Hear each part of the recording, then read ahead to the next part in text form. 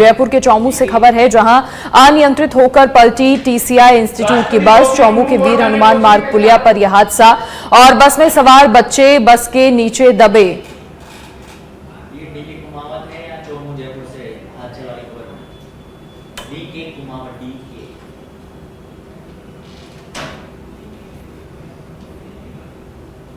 अनियंत्रित होकर TCI institute की बस पलटी। और चलिए अधिक बातचीत के लिए पूर्व विधायक रामलाल शर्मा जी फोन लाइन पर जुड़ गए हैं। सर, फिलहाल मौके पर क्या कुछ स्थिति है और जानकारी मिल रही है, एक बच्चे की मौत भी हुई है।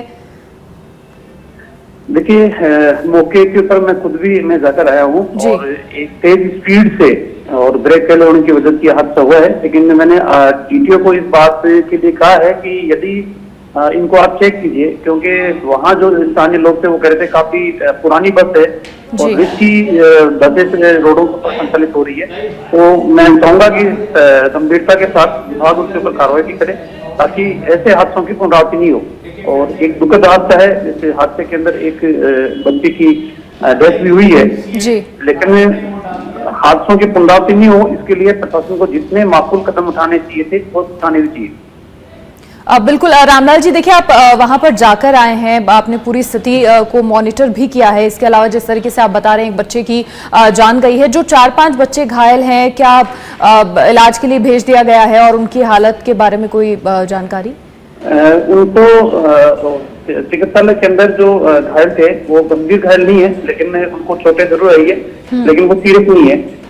लेकिन हादसों की पुनरावृत्ति नहीं हो, इस बात का हमें सुनिश्चित करना चाहिए और प्रशासन को जो भी लापरवाही रही है उस लापरवाही के खिलाफ सख्त कार्रवाई करनी चाहिए। और जो ऐसी बसें जो फिट नहीं है उन बसों के ऊपर भी सख्त कार्रवाई करके उनको बैन करना चाहिए। चलिए, शुक्रिया आपका बातचीत के लिए। तो ये थे पूर्व विधायक रामलाल शर्मा, जिन्होंने बताया कि ये पूरा हादसा हुआ और हो सकता है लापरवाही रही हो, लेकिन ऐसे हादसों की पुनरावृत्ति ना हो, ये सुनिश्चित किया जाना जरूरी है। और जोधपुर से बड़ी खबर, जहां जोधपुर में जूतों के गोदाम में भीषण आग लगी है। घास मंडी क्षेत्र की घटना बताई जा रही है। 6 से अधिक दमकलों से आग पर काबू पाने की कवायद। फायरमैन प्रशांत कुमार अपनी टीम के साथ मुस्तैद हैं। मोबाइल पुलिस की टीम और अन्य पुलिस अधिकारी भी मौके पर पहुंचे हैं। आग लगने के कारणों का फिलहाल पता नहीं चल पाया है।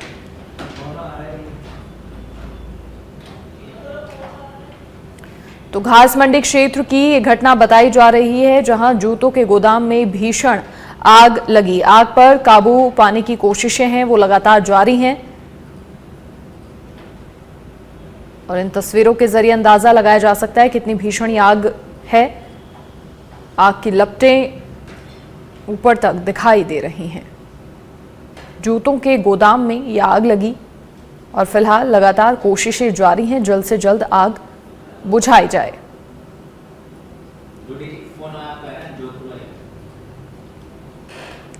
जोधपुर से खबर, जहां जूतों के गोदाम में भीषण आग लगी है। घास मंडी क्षेत्र की ये पूरी घटना बताई जा रही है और फिलहाल लगातार कोशिशें जारी हैं आग बुझाने की।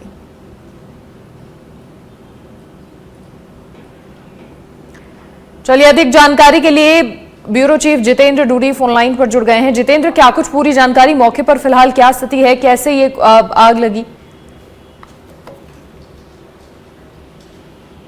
लेकिन आग इतनी भयानक थी कि अभी भी जो है आग पर काबू पाने का प्रयास जारी है। आधे दर्जन से अधिक दमकलें मौके पर पहुंच चुकी है। एक के बाद एक दमकल जो है प्रयास लगातार आग बुझाने का जारी है।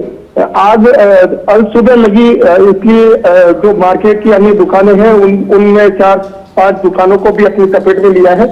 फिलहाल लगातार आग बुझाने का प्रयास जारी है।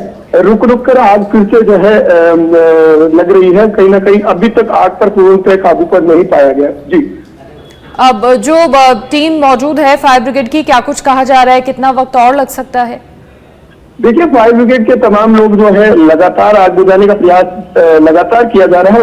उनका यही कहना है कि जल्दी आग पर काबू पा लिया जाएगा, लेकिन फिलहाल जो है आग किन कारणों से लगी, क्या वजह रही, ये कारण जो है अभी पता लगाया जा रहा है। जी, चलिए, शुक्रिया जितेंद्र जानकारी साझा करने के लिए आपका। तो लगातार कोशिशें जारी हैं, फायर ब्रिगेड की टीम्स मौजूद हैं, जल्द से जल्द आग को बुझाने की कवायद लगातार जारी। दौसा महुआ में नेशनल हाईवे 21 पर आज तड़के बालाहेड़ी थाना क्षेत्र में भीषण सड़क हादसा हुआ। पीपलखेड़ा गांव के पास कुंभ स्नान कर लौट रहे यात्रियों की बस अनियंत्रित होकर पलट गई, जिससे बस में सवार करीब 16 लोग घायल हो गए।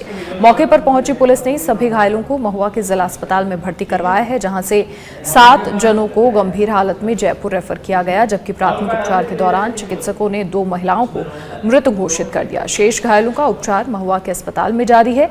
सभी लोग हनुमानगढ़ जिले से संबंधित बताए गए हैं। पुलिस के मुताबिक एक गाय के अचानक सड़क पर आ जाने से बस अनियंत्रित होकर पलट गई और ये हादसा हुआ।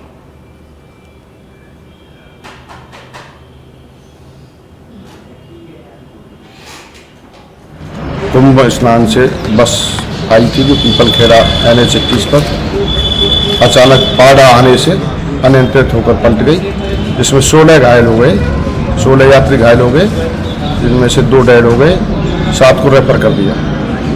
और मौके पर ही पंचायतनामा कार्रवाई इलाज हेतु तैयारी दी गई।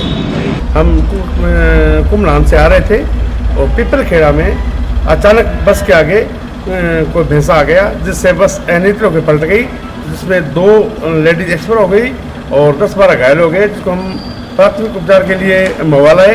उसके बाद हमने उनको ब्रेस्ट कैंसर के इलाज के लिए लोग अब आयुर्वेदिक चिकित्सा पद्धति पर अधिक भरोसा जताने लगे हैं।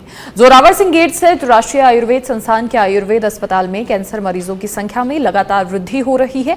यहां मरीज न केवल आयुर्वेदिक औषधियों और उपचारों का सहारा ले रहे हैं, बल्कि ब्रेस्ट कैंसर के लिए सर्जरी भी करवा रहे हैं। विशेषज्ञों का यह मानना है कि रेडियोथेरेपी के दुष्प्रभाव से बचने और शरीर पर कम आघात पड़ने के कारण मरीज आयुर्वेदिक उपचार को प्राथमिकता दे रहे हैं। आयुर्वेदिक चिकित्सा पद्धति का सहारा वो मरीज भी ले रहे हैं जो अन्य प्रकार के कैंसर से पीड़ित हैं और रेडियोथेरेपी के दुष्प्रभावों से परेशान हैं। आयुर्वेद अस्पताल के ओपीडी में प्रतिदिन ऐसे मरीज देखे जा रहे हैं जिनमें पुरुष और महिलाएं दोनों ही शामिल हैं। शल्य तंत्र विभाग के विशेषज्ञों के अनुसार ओपीडी में हर दिन ब्रेस्ट कैंसर के 10 से 15 मरीज आ रहे हैं, जिनमें से 3 से 4 नए मरीज होते हैं। हर सप्ताह 2 से 3 मरीजों की सर्जरी हो रही है। विशेषज्ञों का यह भी कहना है कि पहले ब्रेस्ट कैंसर के मामले 55 वर्ष से अधिक उम्र की महिलाओं में देखे जाते थे, लेकिन अब कम उम्र की महिलाओं में भी इसके मामले बढ़ रहे हैं। आयुर्वेदिक चिकित्सा में ब्रेस्ट कैंसर के इलाज के लिए औषधीय दवाओं के साथ आहार विहार, योग, पंचकर्म और मेडिटेशन को भी शामिल किया जा रहा है। शल्य तंत्र विभाग के विभागाध्यक्ष प्रोफेसर पी हेमंत कुमार ने बताया कि आयुर्वेदिक पद्धति से ब्रेस्ट कैंसर का इलाज और सर्जरी की जा रही है। मरीजों में आयुर्वेदिक के इलाज के प्रति विश्वास बढ़ रहा है और कई मामलों में यहां कैंसर का डायग्नोस भी किया गया है।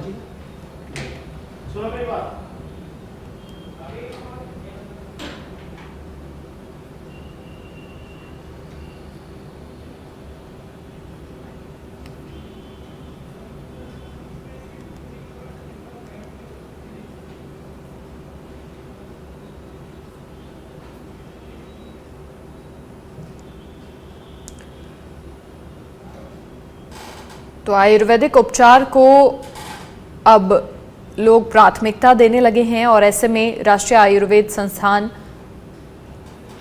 में इलाज के लिए आयुर्वेदिक चिकित्सा पद्धति पर लोग अधिक भरोसा जता रहे हैं। ब्रेस्ट कैंसर के लिए सर्जरी भी यहां लोग करवा रहे हैं। कई कैंसर के मामलों का डायग्नोस भी यहां पर हुआ है।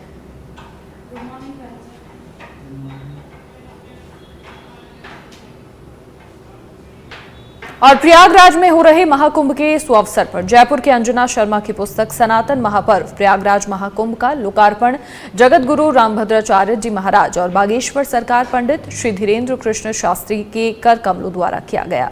ग्रंथ के प्रधान संपादक महंत हरिशंकर दास वेदांती जी ने बताया कि इस ग्रंथ में वेद, पुराण, रामायण, महाभारत, रामचरितमानस के संदर्भों में आए वर्णन और प्रयागराज महत्व को बताया है। जगत गुरु रामभद्राचार्य जी महाराज ने कहा, प्रत्येक सनातनी को इस पढ़ने से पुण्य फल प्राप्त होगा। वहीं बागेश्वर सरकार पंडित धीरेन्द्र कृष्ण शास्त्री ने ग्रंथ की प्रशंसा करते हुए बताया कि सनातन की विरासत है। पुस्तक की प्रथम प्रति श्री राम जन्मभूमि न्यास के महंत श्री नृत्य गोपाल दास जी को भेंट की गई। वहीं जयपुर में गुरुदेव पंडित महेश दत्त शर्मा ने भी पुस्तक के महत्व को समझाते हुए इसकी सराहना की और इस अवसर पर हजारों श्रद्धालु, संत, महंत, महामंडलेश्वर भी उपस्थित हुए। देखो, सनातन महापर्व प्रयागराज महाकुंभ, इस पुस्तक को देखना का हमको अवसर मिला तथा संकलनकर्ता और संपादक को हम साधुवाद देते हैं कि भारतीय संस्कृति की सनातन परंपरा में जो महापर्व कुंभ है उसका इस पुस्तक में इतना सुंदर विवेचन किया है कि इसके पढ़ने से हम सनातन धर्मावलंबियों को ये पता लगता है कि महाकुंभ और वो भी प्रयागराज का कितना महत्वपूर्ण है। क्यों कि माघ मकर गत रवि जब हो ही, मकर राशि पे जब सूर्य आता है तो वह प्रतिवर्ष कुंभ होता है और ये 12 वर्ष में ये जो कुंभ आया और 144 वर्ष का यह कुंभ का योग, यह महाकुंभ का पर्व हमारे लिए इस पुस्तक को अध्ययन करने से मनीषियों की इसमें वक्तव्य बराबर शास्त्र का इसमें पूर्ण उल्लेख दे करके संकलनकर्ता एवं संपादक श्रीमती अंजना शर्मा जी ने बहुत ही सुंदर इस ग्रंथ का जो है उन्नयन किया है, प्रणयन किया है और हम सभी देशवासी इस ग्रंथ को प्राप्त करके इसका अध्ययन करके हम सब सौभाग्यशाली रहेंगे और प्रयागराज का महत्व इस पुस्तक में हमको देखने को मिलेगा। कृपया इस पुस्तक को बराबर पढ़ते रहें जिससे सनातन धर्म हमारा अभिवृद्धि की ओर जाए, हम अपने धर्म को समझें। इसी आशा के साथ